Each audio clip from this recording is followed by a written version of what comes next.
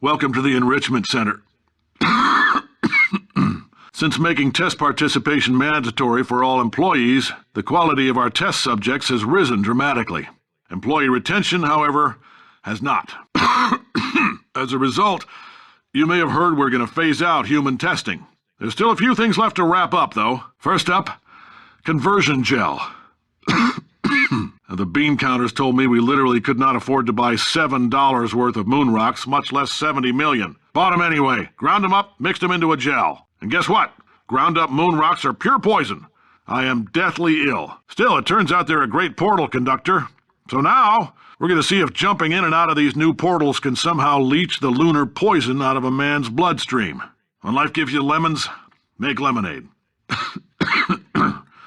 Let's all stay positive and do some science. That said, I would really appreciate it if you could test as fast as possible. Carolyn, please bring me more pain pills. The point is, if we can store music on a compact disc, why can't we store a man's intelligence and personality on one? So I have the engineers figuring that out now. Brain mapping, artificial intelligence. We should have been working on it 30 years ago. I will say this, and I'm going to say it on tape so everybody hears it 100 times a day. If I die before you people can pour me into a computer, I want Carolyn to run this place. Now she'll argue. She'll say she can't. She's modest like that, but you make her. Hell, put her in my computer. I don't care. All right, test's over. You can head on back to your desk. All right, I've been thinking. When life gives you lemons, don't make lemonade. Make life take the lemons back. Get mad! I don't want your damn lemons! What am I supposed to do with these? Demand to see life's manager. Make life rue the day it thought it could give Cave Johnson lemons. Do you know who I am? I'm the man who's gonna burn your house down with the lemons. I'm gonna get my engineers to invent a combustible lemon that burns your house down. They say great science is built on the shoulders of giants. Not here.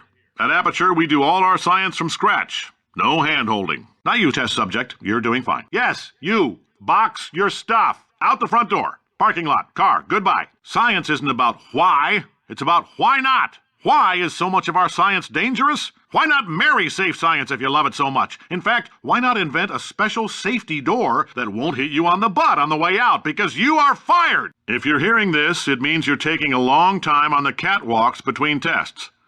The lab boys say that might be a fear reaction. I'm no psychiatrist, but coming from a bunch of eggheads who wouldn't recognize the thrill of danger if it walked up and snapped their little pink bras, that sounds like projection. They didn't fly into space, storm a beach, or bring back the gold. No, sir, we did. It's you and me against the world, son. I like your grit. Hustle could use some work, though. Now let's solve this thing. I'm telling them, keep your pants on. All right, this next test may involve trace amounts of time travel. So, word of advice, if you meet yourself on the testing track, don't make eye contact. Lab boys tell me that'll wipe out time. Entirely. Forward and backward. So, do both of yourselves a favor and just let that handsome devil go about his business. Ha! I like your style. You make up your own rules, just like me. Bean counter said I couldn't fire a man just for being in a wheelchair. Did it anyway. Ramps are expensive. Welcome, gentlemen, to Aperture Science. Astronauts, war heroes, Olympians, you're here because we want the best. And you are it. So, who is ready to make some science? Now, you already met one another on the limo ride over, so let me introduce myself. I'm Cave Johnson. I own the place. That eager voice you heard is the lovely Carolyn, my assistant. Rest assured, she has transferred your honorarium to the charitable organization of your choice. Isn't that right, Carolyn? She's the backbone of this facility. Pretty as a postcard, too. Sorry, fellas. She's married. To science. Congratulations! The simple fact that you're standing here listening to me means you've made a glorious contribution to science. As founder and CEO of Aperture Science, I thank you for your participation and hope we can count on you for another round of tests. We're not going to release this stuff into the wild until it's good and damn ready, so as long as you keep yourself in top physical form, there'll always be a limo waiting for you. Say goodbye, Carolyn. She is a gem. All right, let's get started. This first test involves something the lab boys call repulsion gel. You're not part of the control group, by the way. You get the gel. Last poor son of a gun got blue paint. All joking aside, that did happen. Broke every bone in his legs. Tragic, but informative. Or so I'm told. We haven't entirely nailed down what element it is yet, but I'll tell you this, it's a lively one, and it does not like the human skeleton. Oh, in case you got covered in that repulsion gel, here's some advice the lab boys gave me. Do not get covered in the repulsion gel. The lab boys just informed me that I should not have mentioned the control group. They're telling me I ought to stop making these pre-recorded messages. That gave me an idea. Make more pre-recorded messages. I pay the bills here, I can talk about the control group all damn day. There's 1,000 tests performed every day here in our enrichment spheres. I can't personally oversee every one of them, so these pre-recorded messages will cover any questions you might have and respond to any incidents that may occur in the course of your science adventure. Your test assignment will vary depending on the manner in which you have bent the world to your will. Those of you helping us test the repulsion gel today, just follow the blue line on the floor. Those of you who volunteered to be injected with praying mantis DNA, I've got some good news and some bad news. Bad news is we're postponing those tests indefinitely. Good news is we've got a much better test for you. Fighting an army of mantis men. Pick up a rifle and follow the yellow line. You'll know when the test starts. The average human male is about 60% water.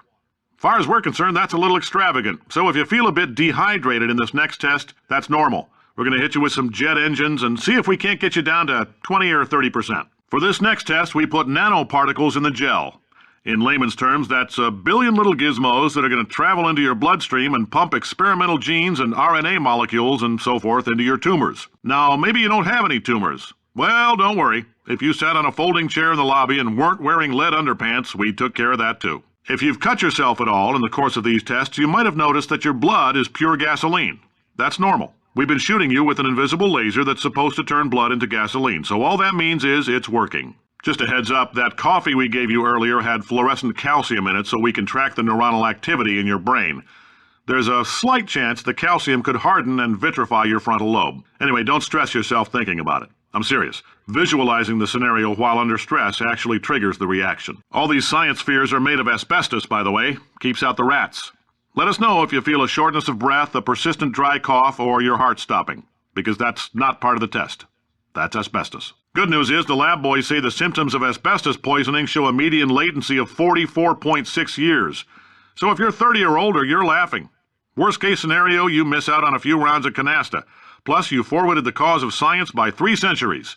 I punch those numbers into my calculator, it makes a happy face. If you need to go to the bathroom after this next series of tests, please let a test associate know, because in all likelihood, whatever comes out of you is going to be coal. Only temporary, so do not worry. If it persists for a week, though, start worrying and come see us, because that's not supposed to happen. Just a heads up, we're going to have a superconductor turned up full blast and pointed at you for the duration of this next test. I'll be honest, we're throwing science at the wall here to see what sticks. No idea what it'll do. Probably nothing. Best case scenario, you might get some superpowers. Worst case, some tumors, which we'll cut out. If you're allergic to peanuts, you might want to tell somebody now, because this next test may turn your blood into peanut water for a few minutes.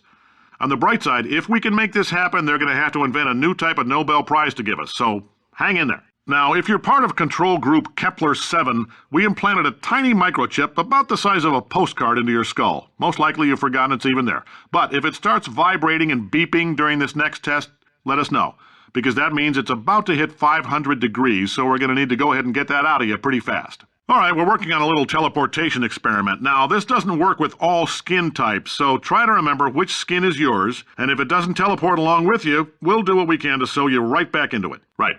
Now, you might be asking yourself, Cave, just how difficult are these tests? What was in that phone book of a contract I signed? Am I in danger? Let me answer those questions with a question. Who wants to make $60? Cash. You can also feel free to relax for up to 20 minutes in the waiting room, which is a damn sight more comfortable than the park benches most of you were sleeping on when we found you. For many of you, I realize $60 is an unprecedented windfall, so don't go spending it all on, I don't know, Carolyn, what do these people buy? Tattered hats? Beard dirt? So, welcome to Aperture. You're here because we want the best, and you're it.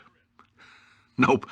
Couldn't keep a straight face. Anyway, don't smudge up the glass down there. In fact, why don't you just go ahead and not touch anything unless it's test-related. Greetings, friend. I'm Cave Johnson, CEO of Aperture Science.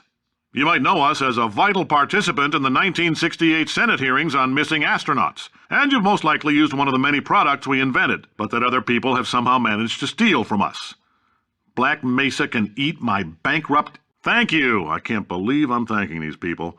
For staggering your way through Aperture Science's propulsion gel testing, you've made some real contributions to society for a change, and for that, humanity is grateful. If you had any belongings, please pick them up now. We don't want old newspapers and sticks cluttering up the building. This on? Hey, listen up down there. That thing's called an elevator, not a bathroom. Great job, astronaut, war hero, and/or Olympian. With your help, we're gonna change the world. The testing area is just up ahead. The quicker you get through, the quicker you'll get your $60. Carolyn, are the compensation vouchers ready? If you're interested in an additional $60, flag down a test associate and let them know. You could walk out of here with 120 weighing down your bindle if you let us take you apart, put some science stuff in you, then put you back together, good as new. In case you're interested, there's still some positions available for that bonus opportunity I mentioned earlier. Again, all you gotta do is let us disassemble you. We're not banging rocks together here. We know how to put a man back together. So that's a complete reassembly. New vitals, spit shine on the old ones, plus we're scooping out tumors. Frankly, you ought to be paying us.